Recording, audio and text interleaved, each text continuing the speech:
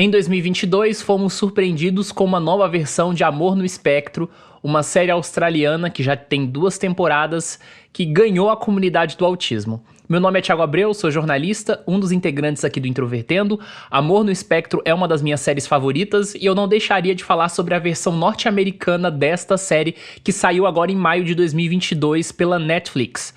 Esse vídeo tem spoilers, então se você ainda não assistiu, vai lá, assiste e depois retorna, porque eu quero falar um pouco sobre a série, sobre a caracterização, os personagens e outros aspectos que eu achei bastante interessante e eu acho que vale um vídeo aqui no canal do Introvertendo. Quando essa versão saiu, muita gente se perguntou se seria parecida com a australiana, e porque o Sean O'Clery, que é o criador da série e diretor, ele também está presente nessa versão norte-americana, então tudo aquilo que a gente já conhece sobre Amor no Espectro, sobre a forma que os personagens são apresentados, da forma como os eventos e os encontros são descritos, tudo isso está presente aqui, né? Tudo do mesmo jeito, com a mesma linguagem até visual. A diferença é que essa versão é um pouco mais longa. Se não me falha a memória, as outras versões de Amor no Espectro, né, tanto a primeira e a segunda temporada australiana, tinham 5 episódios e esse tem 6, então a história é um pouco mais esticada.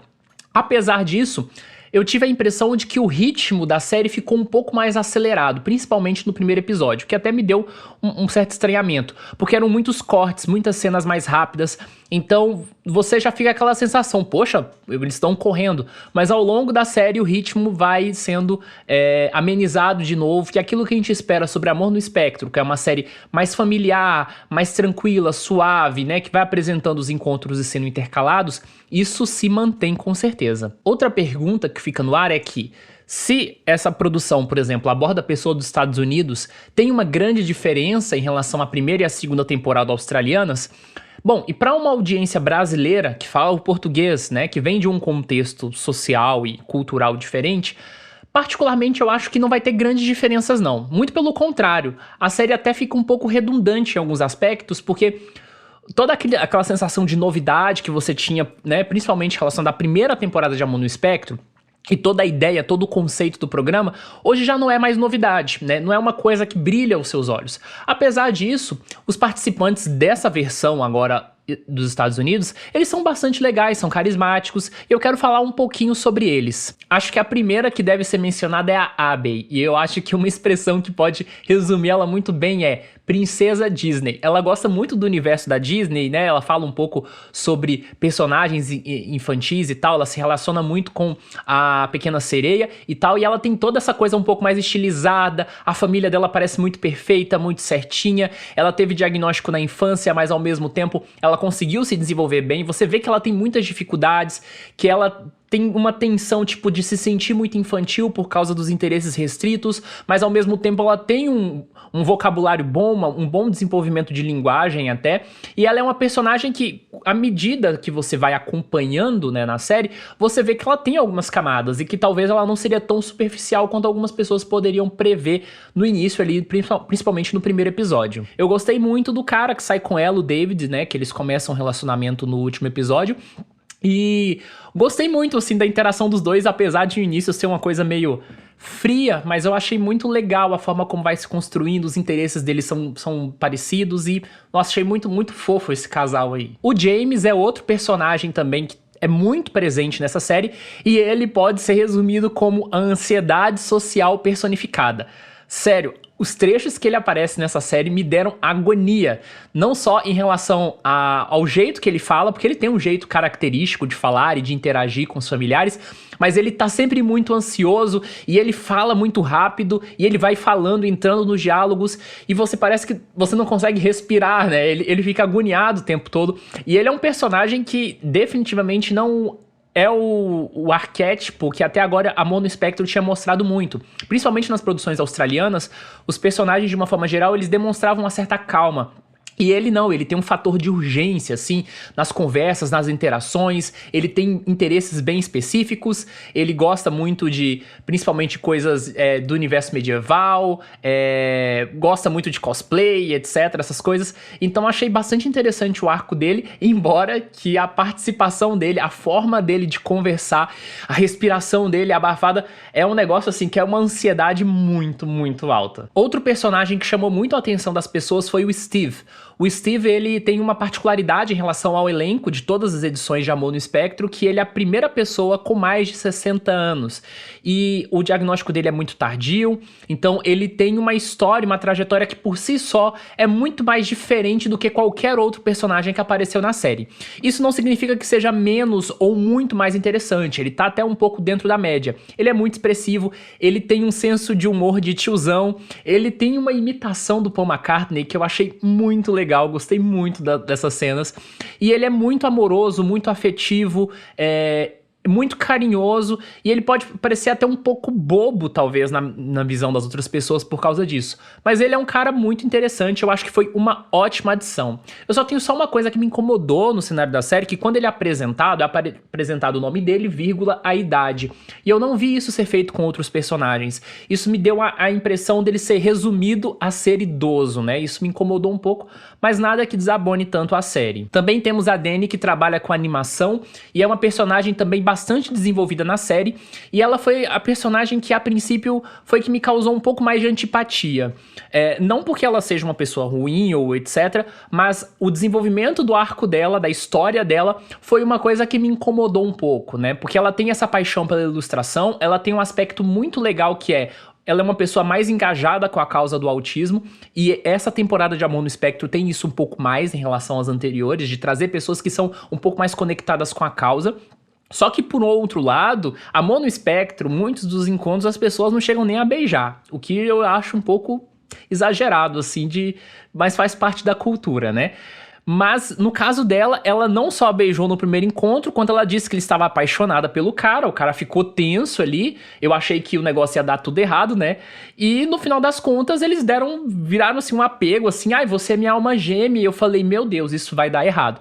E as cenas dela era sempre tipo, nossa, isso vai dar errado. Nossa, deu certo? Não, vai dar errado. Não, deu certo. Até o momento que, depois de 2 vezes saindo com o cara, ela chega à conclusão de que ele não tem perspectiva de futuro, que ela foi precipitada, e aí ela dispensa ele de um jeito que eu achei bastante insensível, embora dá pra relacionar algumas coisas do autismo, mas eu achei, assim, um pouco problemático, porque ela estava se relacionando com outra pessoa dentro do espectro do autismo, que tinha as suas expectativas, ela que inicialmente falou que estava apaixonada, né, que construiu todas as expectativas em cima dele, e depois ela foi e jogou a culpa em cima dele. Mas beleza, depois ela se redimiu, ela saiu com o Alan, que é um outro personagem que eu acho bem legal, que é secundário, mas que é bem interessante, eu gosto bastante do encontro deles, eu torço, e aí depois eu comecei a criar um gosto maior pela personagem, comecei a achar ela super legal, apesar dessa primeira parte dela. Esse personagem eu tenho um pouco de dificuldade de mencionar o nome dele, que é o Sudok,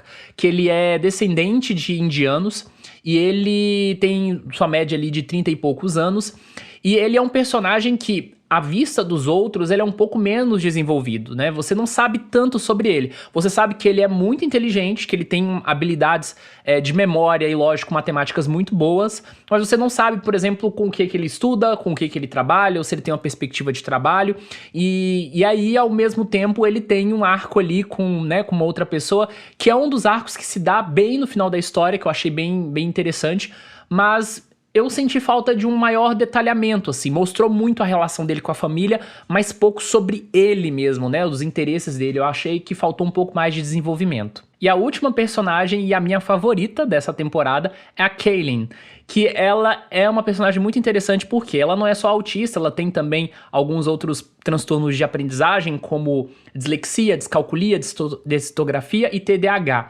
Então ela tem uma disfunção executiva bastante significativa, mas ela é uma personagem que me chamou a atenção porque ela vem de um histórico um pouco diferente de todos os personagens apresentados em Amor no Espectro até agora. Amor no Espectro é uma série muito familiar, mostra a dinâmica das pessoas com a família, o engajamento da família com a própria pessoa dentro do espectro, de que forma a família apoia, mas a gente sabe que tem muitos casos de autistas na vida adulta, com diagnóstico tardio ou não, que começam a ter uma vida independente, começam a morar sozinho ou dividir moradia com outras pessoas, e ela foi a primeira personagem, até onde eu me lembro.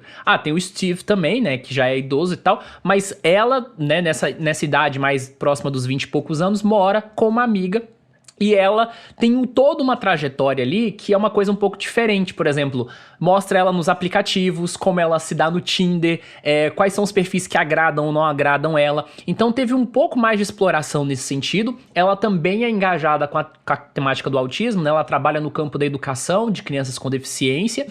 E outra coisa que eu achei muito legal sobre ela é que o senso de humor dela é muito legal, ela tem uma visão, um humor que eu acho que é muito legal, muito peculiar, e mais do que tudo, ela tem uma boa percepção das dificuldades dela.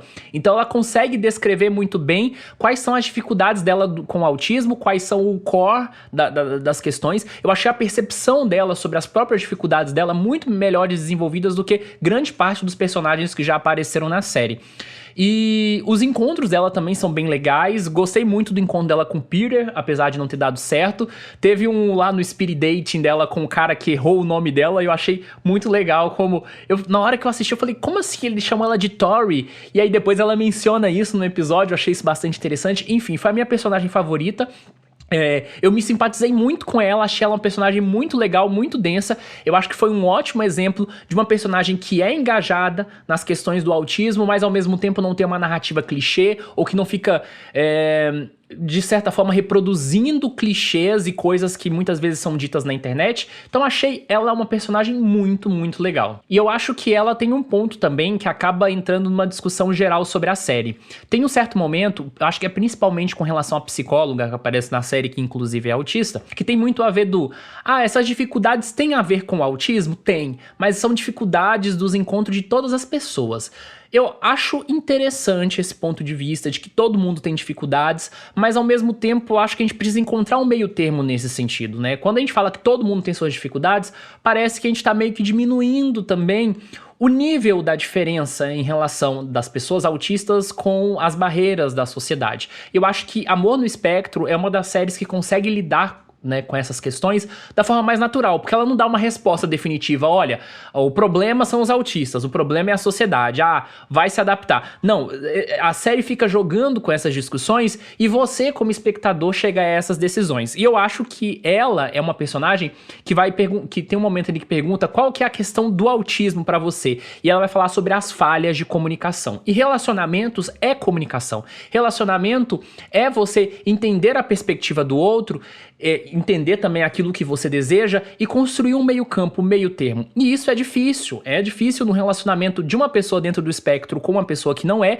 ou entre duas pessoas autistas, né?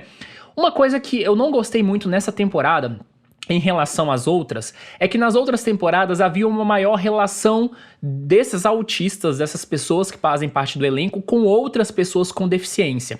Nessa temporada ficou muito uma coisa de autista com autista.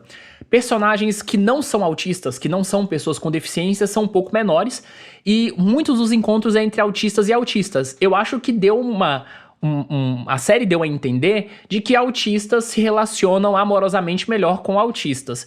Isso pode ser uma verdade, mas também pode não ser. A gente não tem respostas conclusivas ainda quanto a isso. E eu gostava mais das outras temporadas em que tinha essa maior relação com a comunidade PCD de uma forma geral e com pessoas sem deficiência também, porque autistas podem se relacionar com quem quiserem. Então, é uma coisa nova, mas ao mesmo tempo é uma coisa que eu não curti tanto nessa temporada. E por fim, só teve uma coisa que eu odiei realmente nessa temporada e que eu achei que foi um erro deles e que eles tinham que ter tomado prudência com isso, é que a Dani, né, que é a personagem lá que gosta de animações, ela cita em um momento que o Satoshi Tajiri, o criador de Pokémon, né, e muito conhecido principalmente por causa da franquia, ele é autista. E essa é uma fake news que foi desmentida já, até por um próprio assessor da Game Freak. Então seria a mesma coisa se a gente tivesse uma edição brasileira sobre Amor no Espectro e algum personagem autista falasse assim, não, eu gosto muito de futebol e o Messi é autista, e não removesse isso da edição, né? Porque essa é uma fake news, assim, muito disseminada no âmbito do autismo, já foi desmentida, e mais uma vez é importante reforçar, eu já vejo isso muitas vezes sendo reproduzido, inclusive nas redes sociais, Satoshi Tajiri não é autista, e Amor no Espectro errou a manter esse trecho dela falando isso na série. Eu acho que isso foi uma falta de cuidado com relação ao Sr. Clary, né, que é o cara que criou a série, de ter feito um corte aí nesse sentido. Enfim, qual é a sua opinião sobre a versão norte-americana de Amor no Espectro? Faça seus comentários aqui, eu quero ver a opinião de vocês, eu acho muito legal. No